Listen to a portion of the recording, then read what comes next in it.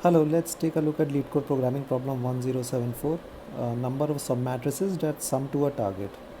So the problem goes as follows. We are provided with an input matrix, for example, the one you see in over here, and we are also provided with the target.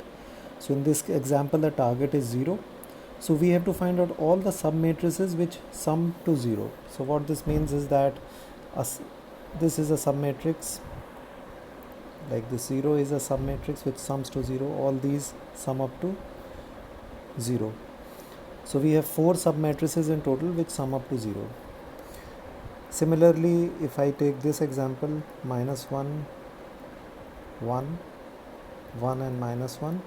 So in this case, again, if my target is equal to 0, so I would have submatrices like this one which sums up to 0, this one again sums up to 0, this one sums up to 0, this one sums up to 0, and this whole matrix also sums up to 0 if you add all the items inside it. So this actually has 5 solutions in total which sum up to 0.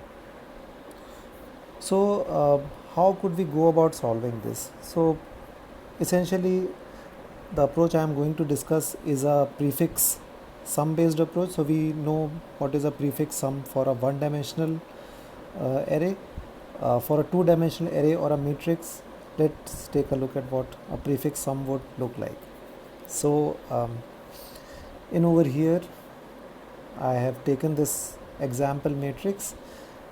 Now in this, the prefix sum is essentially starting from 0 0 index till the index at which you want to compute the prefix sum. For example, if you are just at 0 0 0, then the prefix sum is just 0.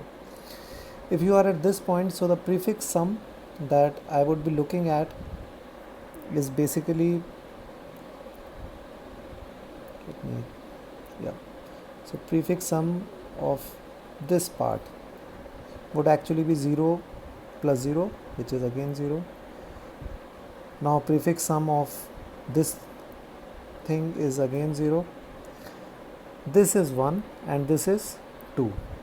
So over here this is 1 and this is 1 plus 1, 2.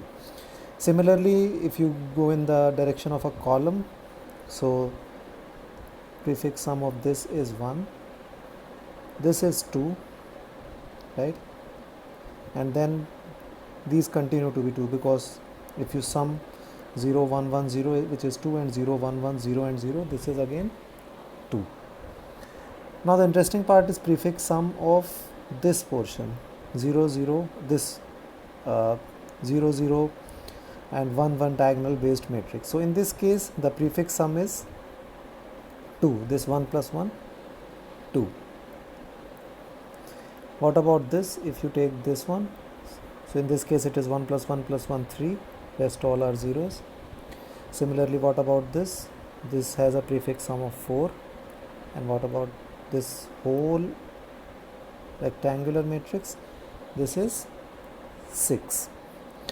So similarly, we can calculate the prefix sum of whole of the matrix. So it would be something like 2, 4, 6, 8, 10, then again 2, 4, 6, 9 and 11, and 2, 4, 6, 10 and 13. So now we have the prefix sum of the matrix available with us. Now computing the sum of submatrices is relatively easier given this prefix sum matrix with us. So what we can do is, let's say, how can we find out the sum of our submatrix using this prefix sum matrix. So let's take a look at, for example, let me take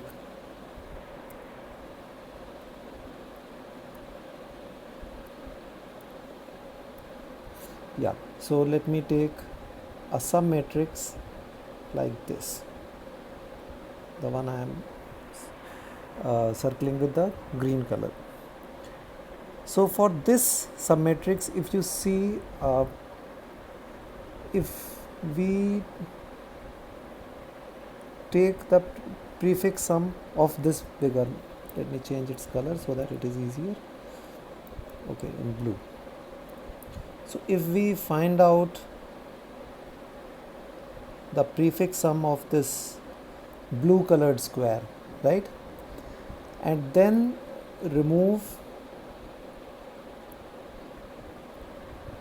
from it the prefix sum of this purple colored square, this one,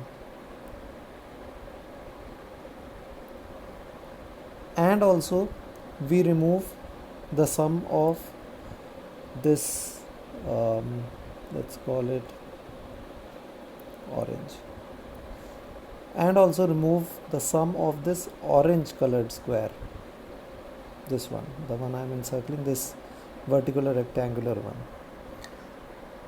So what we would be left with? What we would be left with is this submatrix sum enclosed in this green square, right? The one for which we wanted to find out the prefix sum of, this one. But one thing is important to take note over here. When we let's call this big matrix blue. So when we do blue minus purple minus orange, I mean the blue matrix is this one, the blue square, and the purple is the purple one, and the orange is the orange one. So we actually subtracted this intersecting square twice, this one. So we need to add it once, and this again can be found out using the prefix sum at this location. So we have a prefix sum of this smaller square, so we can add this. Let's call it intersection.